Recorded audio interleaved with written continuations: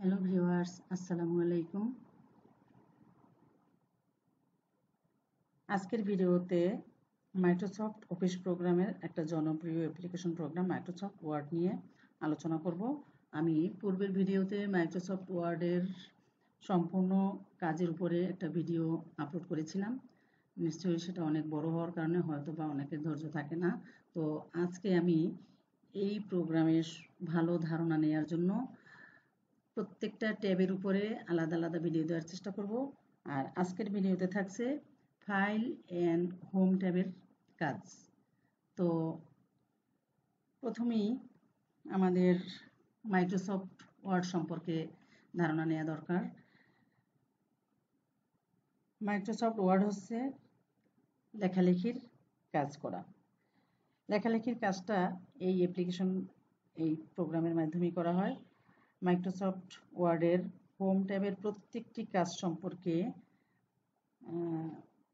এই ভিডিওতে ধারণা দেওয়া হয়েছে। তো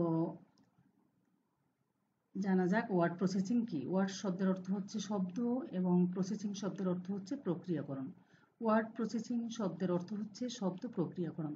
লিখিত শব্দকে কম্পিউটারের মাধ্যমে প্রসেস করে ডকুমেন্ট বা দলিল তৈরি করার পদ্ধতিকে ওয়ার্ড প্রসেসিং বলা হয়।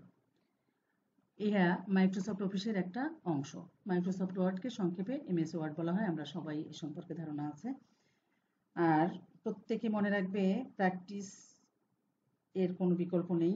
প্র্যাকটিস যত করব তত বিষয়গুলো সম্পর্কে স্বচ্ছ ধারণা তৈরি হবে। তো ওয়ার্ড প্রসেসিং সফটওয়্যার বা এই অ্যাপ্লিকেশনের মাধ্যমে লেখালেখি, সম্পাদনা, সংশোধন, ফরম্যাটিং এবং মুদ্রণ বা প্রিন্টিংয়ের কাজ করা যায়। তো যেমন এমএস ওয়ার্ড, গুগল ডক্স, তারপরে library office writer and WPS office writer. আচ্ছা, আমাদের প্রথমেই এই উইন্ডো সম্পর্কে ধারণা নেওয়া দরকার। আমি একটা চিত্রের মাধ্যমে ধারণা দেওয়ার চেষ্টা করব। আমি অবশ্যই সরাসরি প্রোগ্রামের মাধ্যমে এই বিষয়গুলো সম্পর্কে ধারণা দেব। এই যে এটাকে বলা হয় টাইটেল বার, মেনু বার। এই হচ্ছে টুলবারের পরিচিতি: ইংরেজি font, Bangla font, formatting toolbar, drawing toolbar, scroll বার। তারপরে কিভাবে ফাইল সেভ করে এগুলো আমরা সরাসরি দেখার চেষ্টা করব। কীভাবে ফাইল ওপেন করতে হয়, তারপর রং পরিবর্তন করা, এটা হচ্ছে একটা। আর সবসময় মনে রাখতে হবে আমাদের যে কিবোর্ড শর্টকাট কি সম্পর্কে আমাদের স্পষ্ট ধারণা থাকতে হয়। তো এই ধারণাগুলো থাকলে আমরা দ্রুত কাজ করতে সক্ষম হব। তো ঠিক আছে। আর এই বিষয়গুলো সম্পর্কে আমরা মোটামুটি ধারণা নিতে সক্ষম হলাম।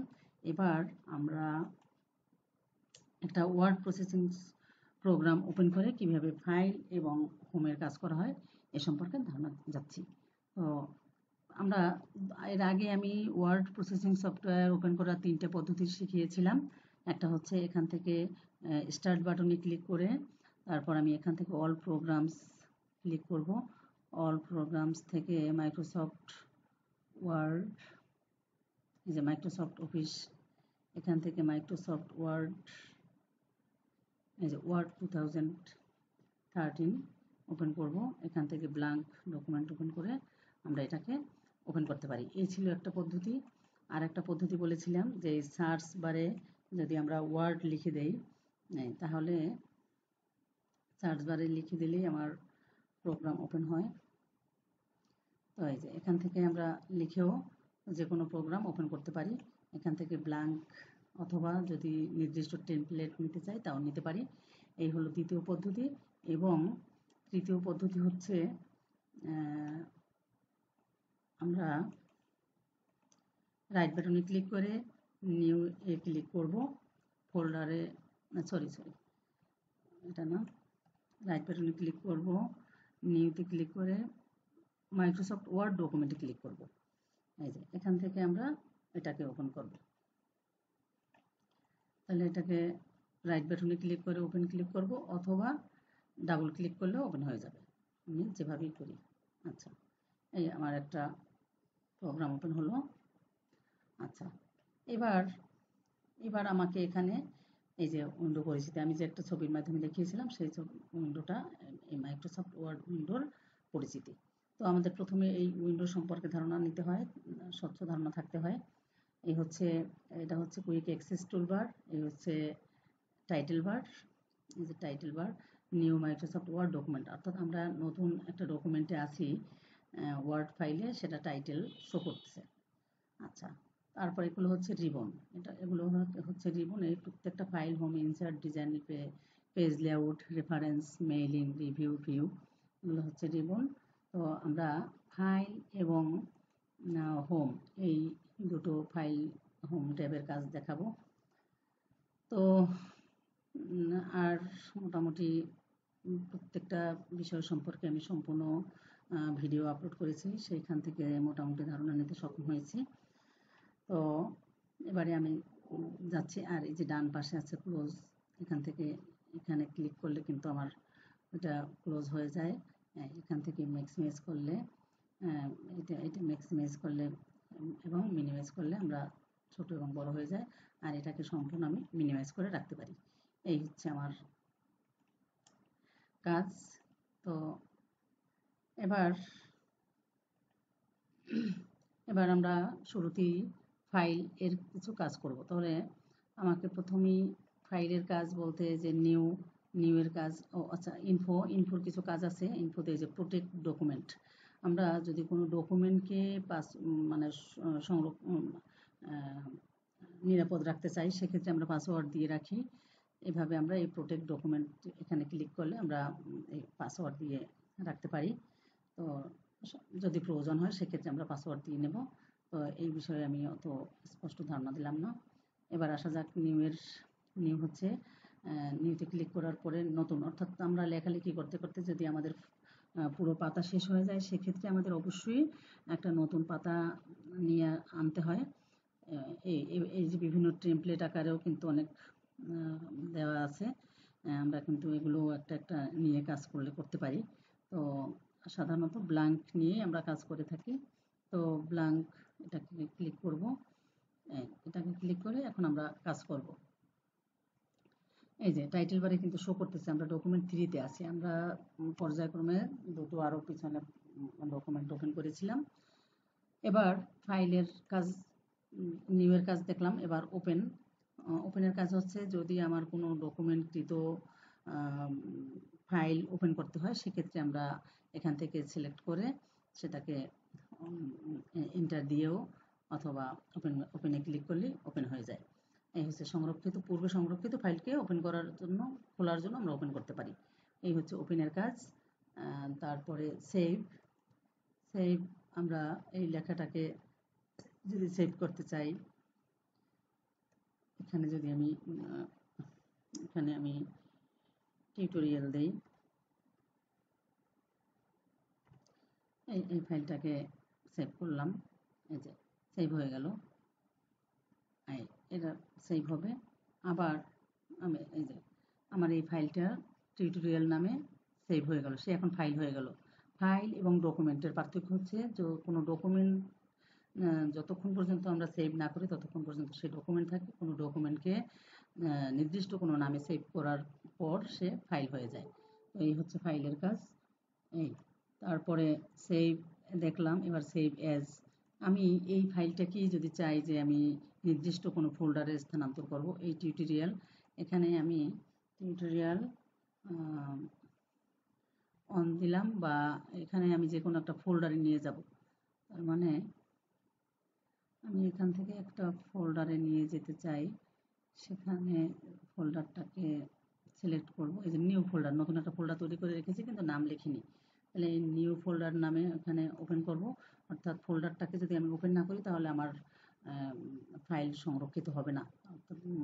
যে কোনো আলমারিতে যদি আমি কোনো কাপড় চোপড় রাখতে চাই, তাহলে অবশ্যই আমাকে আলমারির দরজাটা খুলে নিতে হবে, না হয় আমি তো রাখতে পারবো না। ফোল্ডার মানে হচ্ছে একটা নির্দিষ্ট জায়গায় কোনো কিছু রাখা।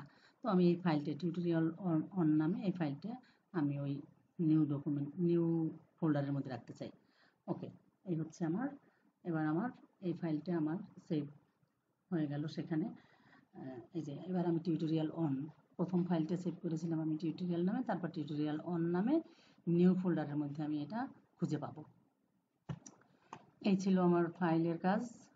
অবশ্য ফাইল নিয়ে অত বিস্তারিত আলোচনা করব না। প্রিন্টের কাজ, আমি কোনো কিছু লেখা ফাইলকে প্রিন্ট করার জন্য আমরা এভাবে কয়টা কপি করব, এখান থেকে উপরে বাড়বে নিচে কমে, অথবা আমি যদি চাই যে এখান থেকে সরাসরি লিখে দেব 20 পেজ কপি, 20 কপি আমি প্রিন্ট করব, তাহলে হয়ে যায়। এখান থেকে পেজ সেট আপ করে নিতে পারি আমি। পেজ সেট আপের কাজ, এই যে এখানে 3টে পেজ সেট আপে 3টে অপশন ছিল, মার্জিন, পেপার এবং লেআউট। মার্জিন উপরে নিচে ডানে বামে কয় ইঞ্চি আমি মার্জিন দিতে চাই সেটা আমরা এখানের থেকে সিলেক্ট করে নিতে পারি। আর আছে ওরিয়েন্টেশন, ওরিয়েন্টেশনের ল্যান্ডস্কেপ এবং পোর্ট্রেট, অর্থাৎ লম্বালম্বি কাগজটা যদি চাই তাহলে পোর্ট্রেট, আর চাইলে ল্যান্ডস্কেপ করে নেব। লেখার ধরন অনুযায়ী আমি এটা সিলেক্ট করে নিতে পারি। এই আমি যেভাবেই করব সে কিন্তু এখানে প্রিভিউ করে দেখাচ্ছে যে এই ল্যান্ডস্কেপ করলে আড়াআড়ি আর পোর্ট্রেট করলে সে লম্বালম্বি। যদি আমার দরকার হয় তো সেক্ষেত্রে আমি ওকে করে নেব। এবার পেপার হচ্ছে কাগজের মাপ কতটুকু, আমার লেখার ধরন অনুযায়ী যদি বেশি লাগে সেক্ষেত্রে আমি এখান থেকে কাগজটার মাপ সঠিকভাবে দিয়ে দেব। তাও এই প্রিভিউ করে দেখাচ্ছে যদি আমি বড় সাইজ দিই ছোটো সাইজ দিই। আচ্ছা, এই ছিল। আর হচ্ছে লেআউট হচ্ছে এখান থেকে আমি কোনটায় হেডার ফুটারে কয় ইঞ্চি বেশি কম দিতে চাই সেটা আমি এখান থেকে দিতে পারি। আর মানে এটা আমি যখন যদি ইভেন পেজ, অড পেজ, মানে আমি যদি 2 পেজ বা কোনো পেজের এপাশ ওপাশ কোনো প্রিন্ট করতে চাই সেক্ষেত্রে আমাকে এই বিষয়গুলো খেয়াল রাখতে হয়। তো এই ছিল আমার প্রিন্ট করতে যে কাজ। তো এরপরে আমি সব সেট আপ করে এখান থেকে আমি প্রিন্টে ক্লিক করলে আমার প্রিন্টারের কানেকশন থাকলে অবশ্যই প্রিন্ট হয়ে আসবে। এখান থেকে আমি যদি চাই যে এই লেখাটাকে একবারে আমি কোথাও শেয়ার করব অথবা মেইল করব, তাহলে আমি একবারই এটাকে শেয়ার করতে পারি। ক্লোজ মানে এখান থেকে আমি বের হয়ে যাওয়ার জন্য ক্লোজ করতে পারি। আচ্ছা, ওটা ক্লোজ মানে ক্লোজ হয়েই গেছে। এবার অপশনের কিছু কাজ আছে, এই কাজ নিয়ে আমরা বিস্তারিত কোনো আলোচনা করব না। তো এই ছিল আমার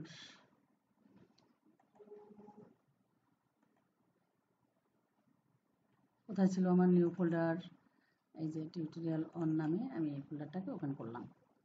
আচ্ছা, এবার আমি এই হোম ট্যাবের কাজ করব। তো হোম ট্যাব থেকে এই যে হোম ট্যাবে যে আমি আছি, যে আমার নিচ থেকে বোঝা যাচ্ছে যে আমি হোম ট্যাবে আছি। তো এবার আমাকে কি করতে হবে, এই যে হোম ট্যাবে আমি একটা লেখালেখি, মাইক্রোসফট ওয়ার্ড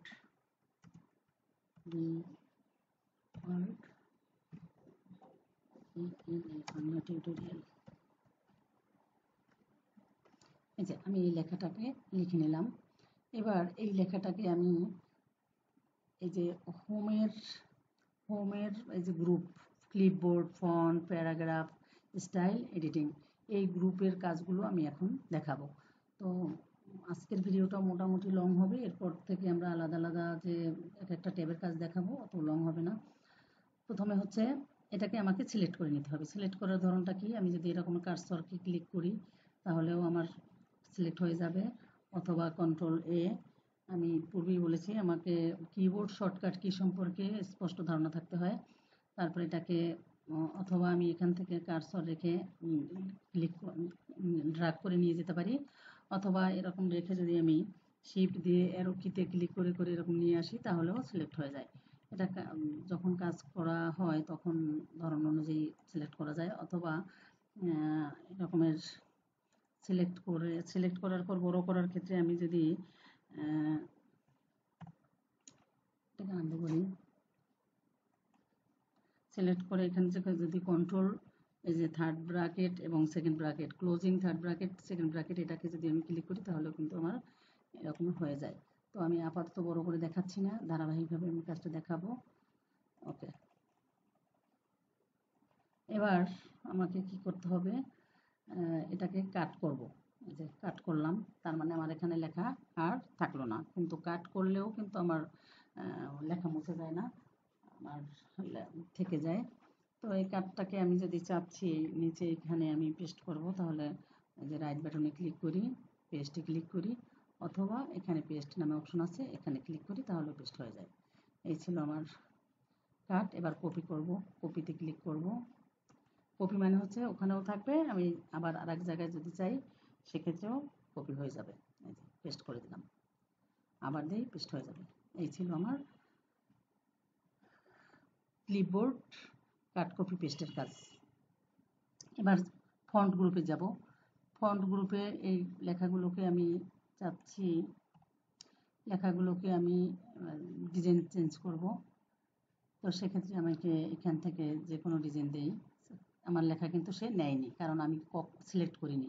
সিলেক্ট না করলে কম্পিউটার অবশ্যই বুঝতে পারে না যে কি কাজ করানো হচ্ছে। এই এখন কিন্তু সে নিয়ে নিচ্ছে ডিজাইন। তাহলে আমি এখান থেকে বিভিন্ন আকৃতি ডিজাইন করে নিতে পারি, এটা দিতে পারি, অথবা এখান থেকে আমি যদি চাই এই স্টাইলটা দেব। এটা যে যা দেই আমরা এখান থেকে ডিজাইন, বিভিন্ন ডিজাইন দিতে পারি। তো সাধারণত আমাদের বইয়ের লেখাগুলো টাইমস নিউ রোমানে থাকে। আমরা সাধারণত টাইম নিউ রোমান্সে রাখবো। টাইমস আমরা যদি এখান থেকে লিখেও দেই, আমাদের খুঁজতে যদি দেরি হয়, সেক্ষেত্রে আমরা এখান থেকে কিন্তু লিখে দিতে পারি। এই যে, তাহলে আমরা সাধারণত এই লেখাটা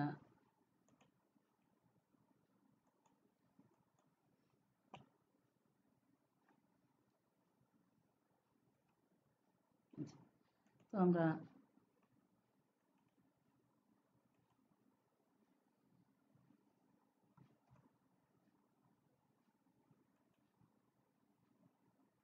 চেঞ্জ হয়। আচ্ছা, এটাকে আমি লিখে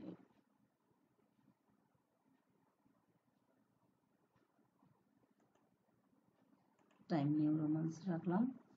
আচ্ছা, টাইমস নিউ রোমান করার পরে এরপর আমি কি করব, এখান থেকে আমি চেঞ্জ করতে পারি। আমি সিলেক্ট করব আগে, তারপর এখান থেকে সাইজ পরিবর্তন করে দিতে পারি। আবার এখান থেকে আমি আবার কমাবো, এভাবে কমাই দিতে পারি। এবং আমি বলছিলাম যে কন্ট্রোল চেপে ধরে আমি যদি second bracket, closing second bracket, third bracket কিতে ক্লিক করি, তাহলে কিন্তু বড় হতে থাকে। তার মানে একবার ক্লিক করলে একবার সে বাড়তে থাকে।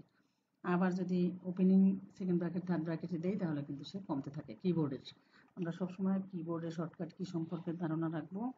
কন্ট্রোল প্লাস মানে ক্লোজিং সেকেন্ড ব্র্যাকেট, থার্ড ব্র্যাকেটে দিলে বাড়ে, লেখা বড় হয়, আর ওপেনিং দিলে ছোট হয়। এরপরে আমরা যা করব, এটা এই যে বোল্ড, তার মানে মোটা হলো, মোটা অক্ষর করতে চাইলে আমরা বোল্ড করব। ইটালিক মানে একটু বাঁকা হয়, আন্ডারলাইন দিলে লেখার নিচে আন্ডারলাইন হয়ে যায়। আবার আমাকে যখন এগুলো উঠাতে হবে, তা ওই একই সিস্টেমে এটাকে সিলেক্ট করে একবার ক্লিক করলে আমার লেখা যে পূর্বের পর্যায়ে চলে আসবে। আচ্ছা, এই যে এইখানে একটা ড্রপ ডাউন বাটন আছে, এখান থেকে যদি আমি চাই ডাবল আন্ডারলাইন করব, তাহলে ডাবল আন্ডারলাইন হবে। এখানে যদি আমি চাই এরকম ডট ডট দেবো, তাহলে ডট ডট এরকম হয়। আরও যদি দিতে চাই তা এখানে আছে। কুইক অ্যাক্সেস টুলবারেও কিন্তু এটা খুঁজে পাওয়া যাবে। আর এরপর যদি আমি চাই মোর আন্ডারলাইনে যাব, তাহলে এখান থেকেও আমরা নমুনা অনুযায়ী যে কোনো বিষয়ে দিয়ে দিতে পারি। ওকে, তো এই ছিল আমার আন্ডারলাইন। এরপর এখান থেকে আমি যদি চাই যে স্ট্রিক থ্রো করব, স্ট্রিক থ্রো, তাহলে এই যে আমার লেখার মাঝখান থেকে একটা থ্রো হয়ে গেল। তো স্ট্রিক থ্রো করলে এভাবে করতে পারি যদি প্রয়োজন হয়, আমি শুধু দেখানোর জন্য। এরপর যদি আমি চাই এটাকে সিলেক্ট করে আবার এটা উঠাইতে চাই, এই যে উঠাবার, ওই স্ট্রিক থ্রোতে আবার ক্লিক করলে সে আবার থ্রো উঠে যায়। এরপর এখান থেকে আমি যদি চাই যে এই যে ছোট বড় করা, এই সরাসরি এখান থেকে আমরা কিন্তু ছোট বড় করতে পারি। যে ডিক্রিজ মানে ছোট হওয়া, ডিক্রিজ মানে ছোট হওয়া। এই যে এটা কিন্তু একটু ছোট দেখা যাচ্ছে, আর এটা হচ্ছে ইনক্রিজ করলে বড় হয়। ইনক্রিজ বড়, আর ডিক্রিজ মানে ছোট হওয়া। তাহলে একটা ছোট করে দেই, এই আমরা ছোট বড় করতে পারি এখান থেকেও। এরপর এখান থেকে আছে সেন্টেন্স কেস।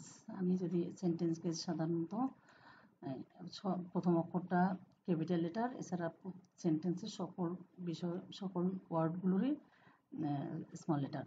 এবার আমি যদি চাই যে সকল আপার কেস করতে চাই, তাহলে আমরা সব বড় হাতের দিতে পারি। আবার যদি আমি চাই লোয়ার কেস দেবো, সব লোয়ার কেস হয়ে যাবে। তাহলে এটার নাম কি? Sentence case. সেন্টেন্স কেস মানে প্রথম অক্ষর বড় হাতের হওয়া। হ্যাঁ, এখান থেকে ক্যাপিটাল ইস ওয়ার্ড যদি আমি চাই, প্রথম অক্ষর, প্রতিটা শব্দের প্রথম অক্ষর ক্যাপিটাল হবে, এভাবে আমরা করতে পারি। তো এই হচ্ছে চেঞ্জ কেজের কাজ। আমরা কার্সর যদি ওখানে রাখি, তাহলে কিন্তু আমরা দেখতে পারি যে আমরা কোন কাজ করছি, কি কাজ করছি। অনেক সময় আমাদের নাম খেয়ালও থাকে না, তো আমরা যদি কার্সর নিয়ে যাই তাহলে কিন্তু লেখা দেখতে পারি। আচ্ছা, এখন আমি চাচ্ছি এটাকে একটু ডিজাইন করব। এভাবে আমরা ডিজাইন করে নিতে পারি। এখান থেকে ডিজাইন করে, এখান থেকে যদি আমি কালারটাকে পরিবর্তন করি, এই কালারটাকে আমি চেঞ্জ করে দিতে পারি। এখান থেকে কালার পরিবর্তন, এখান থেকে আবার ব্যাকগ্রাউন্ড কালার দিতে পারি। আমি ব্যাকগ্রাউন্ড কালার দিয়ে দিতে পারি।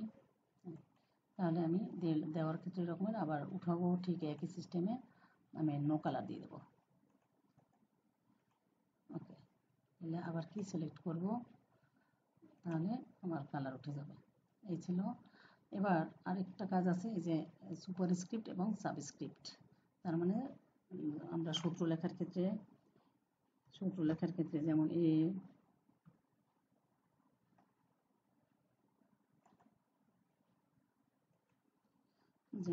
a plus B whole square, a plus B, এখন হোল স্কয়ার দিতে হলে আমাকে এই যে সুপারস্ক্রিপ্ট আর সাবস্ক্রিপ্ট, এটার কাজ হচ্ছে সুপারস্ক্রিপ্টে ক্লিক করলে আমার 2 হয়ে যাবে পাওয়ার। আবার ওই সুপারস্ক্রিপ্টটাকে ক্লিক করে আমাকে ইকুয়াল চিহ্ন দিতে হবে। a plus B whole square equal to a square. এবার কি সুপারস্ক্রিপ্টটাকে ক্লিক করব, তাহলে স্কয়ার হবে। তারপর আবার সুপারস্ক্রিপ্ট ক্লিক করব, তারপর প্লাস 2ab দেব, প্লাস বি স্কয়ার এটাকে ক্লিক করে 2 দেব, আবার এটাকে আমি ক্লিক করব। তার মানে ক্লিক না করলে কিন্তু ওটা যদি হাইলাইটস অবস্থা থাকে, তাহলে আমার যে কোনো লেখাই সে সুপারস্ক্রিপ্ট হয়ে যাবে। তো এই ছিল ব্যাপারটা। এটাকে একটু বড় করে দেই, তাহলে দেখতে সুবিধা হবে।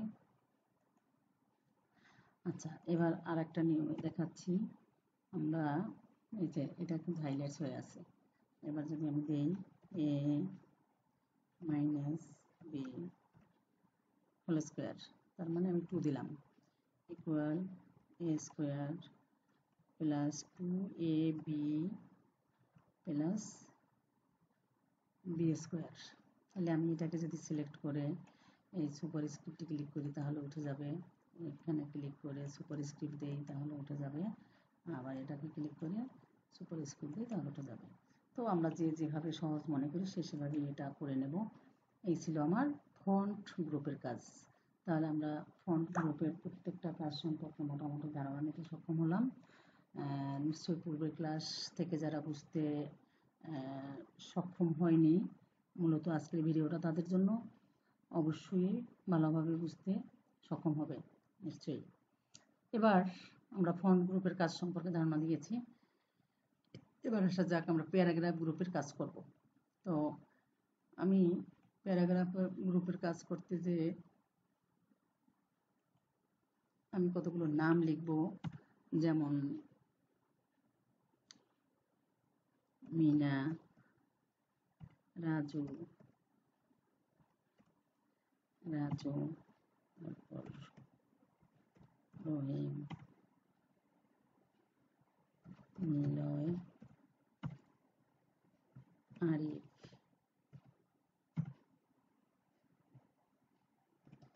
জহির, একটা নাম লিখলাম। আচ্ছা, এবার আমি এটাকে আমি যদি এই যে আমি লেফট অ্যালাইনমেন্টে আছি, অ্যালাইনমেন্ট সম্পর্কে ধারণা দিচ্ছি। এটাকে যদি আমি চাই যে এই লেখাটাকে আমি সেন্টার অ্যালাইনমেন্টে নেব, তাহলে আমি সব সেন্টার অ্যালাইনমেন্টে নিয়ে যেতে পারি। এভাবে আমরা এই সেন্টার অ্যালাইনমেন্টে নেব। আবার যদি চাই রাইট অ্যালাইনমেন্টে, তাহলে আমরা রাইট অ্যালাইনমেন্টে নিতে পারি। তো সাধারণত এরকমের লেখা এরকমই থাকে। তো এই লেখাটাকে আমরা উপরের লেখাটাকে আমরা সেন্টার অ্যালাইনমেন্টে নিতে পারি। এটাকে সেন্টার অ্যালাইনমেন্টে রাখলাম। এবার এই লেখাটাকে আমরা তাহলে বুঝতে পারলাম। আর জাস্টিফাই হচ্ছে আমরা যখন কোনো লেখাকে প্রিন্ট করি তখন অবশ্যই জাস্টিফাই করে প্রিন্ট করতে হয়, নাহলে লেখা লাইনগুলোকে এলোমেলো মনে হয়। আমরা প্রিন্ট করার পূর্বে জাস্টিফাই করে নিই। আচ্ছা, তাহলে এবার আমরা এই লেখাটাকে বুলেট করব। তাহলে বুলেটের কাজ হচ্ছে যে এখান থেকে যে ডিজাইন দেব আমরা সেই ডিজাইনটা হয়ে যাবে বুলেট।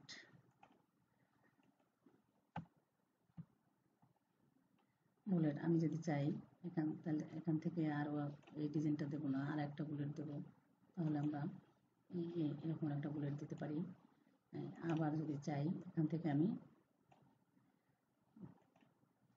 এবার আমি চাচ্ছি নাম্বার দেব, তাহলে এইভাবে আমরা নাম্বার দিয়ে দিতে পারি।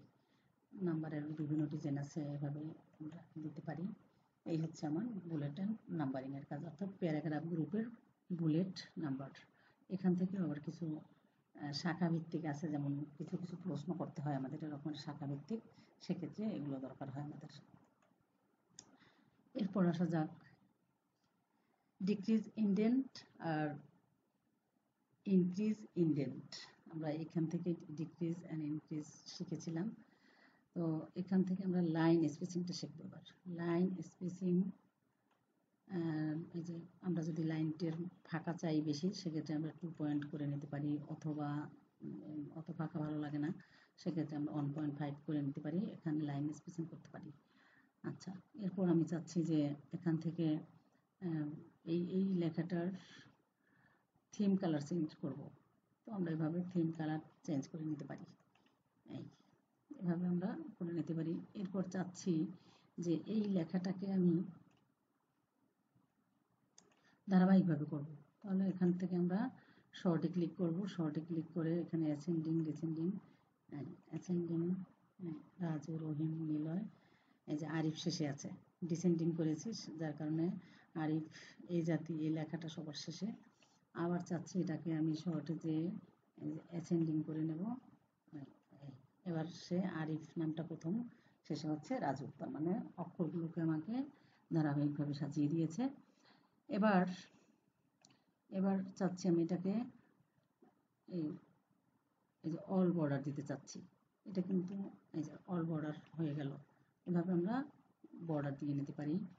রাইট বর্ডার দিলে এই যে আমরা লেফট বর্ডার, রাইট বর্ডার, এভাবে আমরা দিয়ে নিতে পারি। তো এই ছিল আমাদের মোটামুটি ড্র টেবিলের কাজ করতে পারি আমরা এখান থেকে। ড্র টেবিলের কাজ এভাবে আমরা করে নিতে পারি। এই ছিল আমার কাজ। এবার আমি একটু বাংলা ফন্টকে কিভাবে বাংলা ফন্টে যেতে হয়, বাংলা অগ্রফ সফটওয়্যার ইউজ করব আমরা। তাহলে এটাকে লিখি মাইক্রোসফট, কি করলাম বাংলা, এখান থেকে কিবোর্ড চেঞ্জ করলাম আর এখান থেকে বাংলা করে নিলাম। এবার আমি লিখি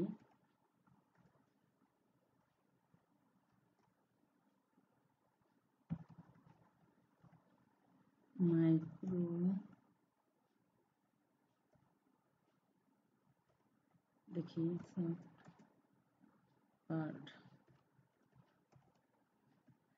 আচ্ছা, এখন এটাকে দেখি আমাকে নিকোশ ফন্ট, আমি যখনই অগ্র সফটওয়্যার ইউজ করব তখন অবশ্যই নিকোশ ব্যান্ড করে নেব, না হয় আমি কোনো লেখা অন্য কোথাও আপলোড দিলে শব্দগুলো ভেঙে যায়, সে কারণে আমাকে এই জিনিসটা লক্ষ্য রাখতে হবে। বাংলা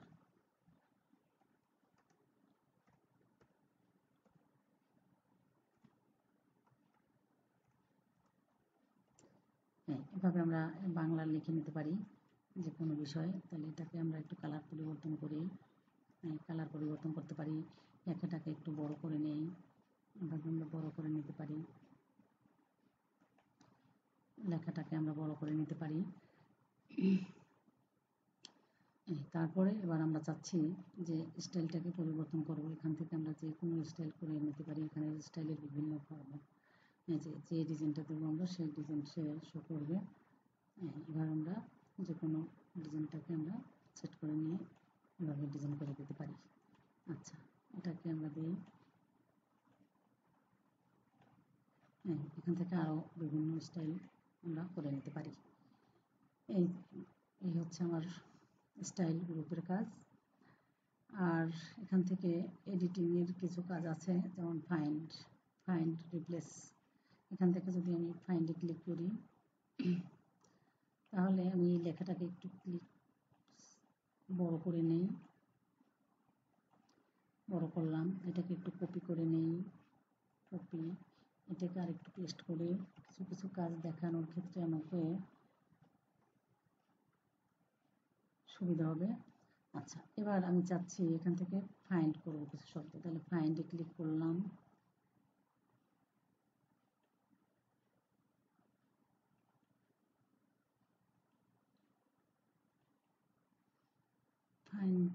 ফাইন্ড করব কি, এই যে ফাইন্ড নেভিগেশন বার আসছে। ফাইন্ড মানে নেভিগেশন বারে আসলে আমি এই সার্চ বারে লিখে দেবো কি ওয়ার্ড। তাহলে এটাকে বাংলা ইংলিশ, বাংলা আছে ইংলিশ করে নেই। তাহলে আমি এবার লিখে দেব ওয়ার্ড। ওয়ার্ড শব্দটা কাউন্ট করতে চাচ্ছি। ওয়ার্ড লিখে দেব। এই যে আমাকে যে কয়টা ওয়ার্ড আছে সব কাউন্ট করে দিচ্ছে, মানে আমার খুঁজে দিচ্ছে। ফাইন্ড মানে খোঁজা, সে আমাকে ওয়ার্ড শব্দটা ফাইন্ড করে দিয়েছে। এবার আমি চাচ্ছি এটাকে ওয়ার্ডের পরিবর্তে সেন্টেন্স লিখব। তো আমাকে রিপ্লেসে ক্লিক করতে হবে। রিপ্লেসে ক্লিক করে এখানে কি লিখব, এখানে আমি লিখব সেন্টেন্স। সেন্টেন্স লিখব। এবার আমি চাচ্ছি ফাইন্ড নেক্সট। দেখি আমি প্রত্যেকটা কাজ করে করে আমরা দেখব। ফাইন্ড টেক্সট, এই যে একটা একটা করে আমাকে দেখাচ্ছে, কিন্তু ফাইন্ড টেক্সট সে প্রথমে একটা দেখাচ্ছে, তারপরে এটা দেখাচ্ছে আমাকে, তারপর আবার ফাইন্ড টেক্সট এটা দেখাচ্ছে। এই ছিল আমার ওয়ার্ডের পরিবর্তে এবার সেন্টেন্সকে আমি রিপ্লেস করতে চাই। আচ্ছা, এই আমাকে কিন্তু এই শুধু একটা সেন্টেন্স, ওয়ার্ডকে সেন্টেন্স লিখে দেখিয়েছে। আমি যদি এখানে চাই যে সেন্টেন্স ওয়ার্ড সেন্টেন্সকে রিপ্লেস অল করতে, আচ্ছা এখানে কি বলছে, উই মেড 4 রিপ্লেসমেন্ট, 4টা রিপ্লেসমেন্ট। আচ্ছা, এই যে আমার 4টা, 1 2 3 4, আমাকে 4 জায়গায় এসে সেন্টেন্স রিপ্লেস করে দেখিয়েছে।